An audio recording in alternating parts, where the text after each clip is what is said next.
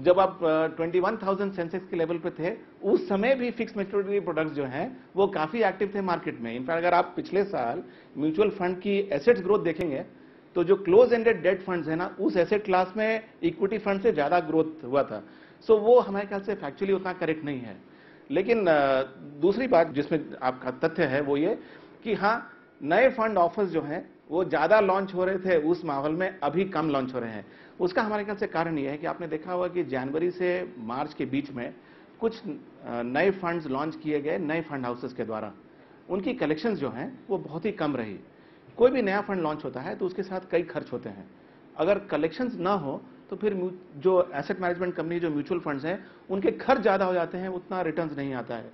तो may be इसके कारण नए फंड ऑफर्स जो हैं शायद उतने ज्यादा नहीं आ रहे हैं अभी जितना कि पहले आए थे। का जो एक और सवाल था ये, हाँ, वो भी क्या मैं इंडेक्स रिफ्लेक्टिव है कि नहीं? हाँ, देखिए इंडेक्स पे मैं आपको यही बताना चाहूंगा कि इंडेक्स डिसाइड करने के लिए हमको ये पूरी जानकारी है, एक बड़ा कमिटी है and this is independent of the stock exchange. ये एनएससी डिसाइड नहीं करता है, this is a separate body which decides the index which is completely independent from the NSC. Now they continuously review, आप जो कह रहे हैं दे कंटिन्यूअसली रिव्यू। इसमें दो चीज है, आप ये भी थोड़ा ध्यान दीजिए कि अपार्ट फ्रॉम रिटर्न, जो कि जिस नजरिए से आप देख रहे हैं कि एक में 55% रिटर्न आया, एक में 22% नेगेटिव रिटर्न आया, इसके अलावा भी इंडेक्स का और एक इंपॉर्टेंस होता है कि वो इकोनॉमी को सही ढंग से रिप्रेजेंट करना चाहिए कि इकोनॉमी, स्टॉक मार्केट क्या है, इकोनॉमी का बैरोमीटर है। एंड आपने जैसे ध्यान दिया होगा हर तीसरे महीने बहुत सारे शेयर्स इंक्लूडेड होते हैं, बहुत सारे शेयर्स ड्रॉप कर दिए जाते हैं। ये कंटिन्यूअस प्रोसेस है, चालू है, चलता रहेगा। रियलिटी इस्टेट और गोल्ड में इन्वेस्टमेंट कैसा रहेगा? जिस दिन ये हाईवे जो है एक्सप्रेसवे बॉम्बे और नासिक का बनेगा, जिसकी बजट ने दो साल पहले मंजूरी दी थी, तो जो हाल पूना का हुआ था वही हाल नासिक का होगा।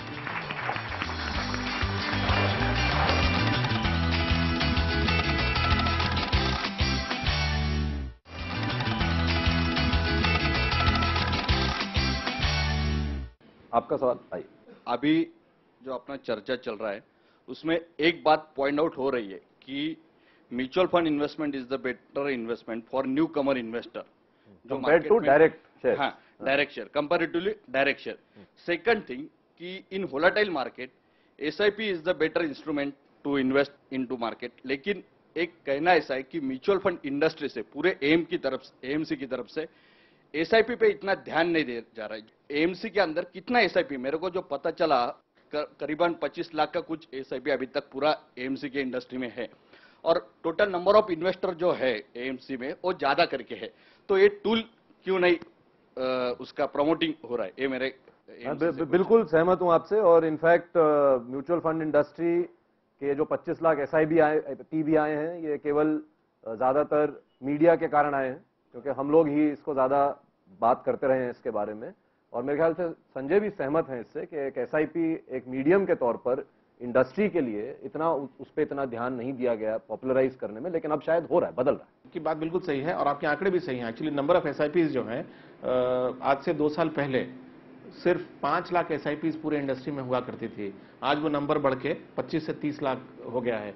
सो ये तो डेफिनेटली एक चेंज हुआ है और इसमें कोई शक नहीं कि एसआईपी वोलेटाइल मार्केट में और ही ज्यादा सुपीरियर रिटर्न देती है, क्योंकि गिरते मार्केट में एसआईपीज के द्वारा अगर आप देखेंगे तो आपकी रूपी कॉस्ट एवरेजिंग जो है इन्वेस्टमेंट की, वो ज्यादा अच्छे तरीके से होती है ना। राइजिंग मार्केट अगर आप लमसम लगाए होते तो आपका रिटर्न ज्यादा होता है। दूसरी बात जो थी, जो मैं उस सवाल के कंटेक्स्ट में भी कह रहा था, कि हमारी सेविंग्स तो हर महीना होती है ना, जब हमें तनख्वाह मिलती है उसमें से कुछ हिस्सा हम सेव कर पाते हैं, तो उसके लिए तो सबसे बढ़िया जरिया जो है वो एसआईपी है। अरे ये लास्ट में जाते हैं। अब 3 से 5 साल के होराइजन में देखें तो रियलिटी इस्टेट और गोल्ड में इन्वेस्टमेंट कैसा रहेगा?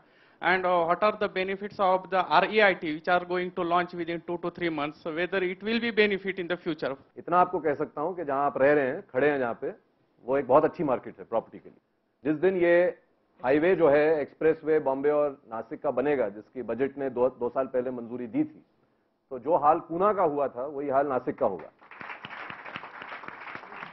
सुदीप, आप इनके बाकी गोल्ड और रियल एस्टेट इन्वेस्टमेंट ट्रस्ट के बारे में बताइए। देखिए, गोल्ड के निवेश के बारे में पहले मैं बता रहा हूं आपको। गोल्ड सदियों से, from centuries, gold has been a very safe investment. तो हमारे बुजुर्ग भी सोने में हमेशा निवेश करते आए हैं। कोई भी टर्मोइल, जैसे आज के दिन में टर्मोइल चल रहा है वर्ल्ड इकोनॉमी में, अपने इकोनॉमी में गोल्ड का प्राइस बढ़ता है और गोल्ड अच्छा रिटर्न देता है कोई भी टर्मोइल के टाइम पे, और ये बहुत सेफ इन्वेस्टमेंट है। ये कहीं इसका डिप्लीशन नहीं होता है। आपने खरीद लिया, आपके नेक्स्ट जनरेशन, उसके नेक्स्ट जनरेशन गोल्ड जैसा का वैसा ही रहेगा। एंड प्राइस अप्रिसिएशन भी हम लोगों ने देखा है बहुत अच्छा गोल्ड में हुआ है। करीब 14-15% तक प्राइस अप्रिसिएशन गोल्ड में over a period of time we have seen. तो एज एन इन्वेस्टमेंट बहुत अच्छा इन्वेस्टमेंट है। दो तरीका है आपके पास गोल्ड में निवेश करने का आज के दिन में। अगर आप छोटा रकम निवेश कर रहे हैं तो आप कॉइन में निवेश कर सकते हैं, सोने के सिक्के या बार ले सकते हैं। अगर आप सोने में बड़ा रकम निवेश करना चाहते हैं तो गोल्ड का एक्सचेंज ट्रेडेड फंड, पांच म्यूचुअल फंड ऐसे हैं जिन्होंने गोल्ड फंड लॉन्च किया है। तो आपका उस फंड का यूनिट भी ले सकते हैं, वो आपका सोना कम में जो रिटर्न मिला है वही रिटर्न आपको मिलेगा। दूसरा आपका क्वेश्चन बहुत ही इंटरेस्टिंग था, ये मुद्दा समझना जरूरी है। जैसे विवेक कह रहे थे कि REIT आपने बोला, ये रियल एस्टेट इन्वेस्टमेंट ट्रस्ट होता है। जितना हमको जानकारी है, हमारे कंट्री में जो परमिशन मिल रहा है म्यूचुअल फंड्स को लॉन्च करने का, वो रियल एस्टेट म्यूचुअल फंड का है ना। इसमें अंतर समझना जरूरी है। जैसे कि आप जानते हैं म्यूचुअल फंड क्या करते हैं, सारे आप सब लोगों से रकम इकट्ठा करके निवेश करते हैं। तो रियल एस्टेट म्यूचुअल फंड भी आप सबसे पैसा इकट्ठा करके रियल एस्टेट में, प्रॉपर्टी में, रियल एस्टेट कंपनी में निवेश करेंगे। क्यों? परंतु real estate investment trust REIT जो है, रीट का और एक वे ऑफ इन्वेस्टमेंट होता है। रीट कैन बोरो, मतलब आप सब लोगों से 100 रुपया रीट ने कलेक्ट किया, उस पर शायद 10 टाइम्स रीट कैन बोरो। तो बैंक से वो 100 के अगेंस्ट में शायद 900 रुपया लेके वो 1000 रुपया मार्केट में निवेश करने का कैपेसिटी रखता है। रीट का स्ट्रक्चर यही होता है। हमारा मानना है कि 6 महीना, करीब 6 महीना तक कोई रियल एस्टेट म्यूचुअल फंड आ जाएगा जिसमें आप निवेश कर पाएंगे। इसमें आप सब लोगों के लिए एक मेरा राय ये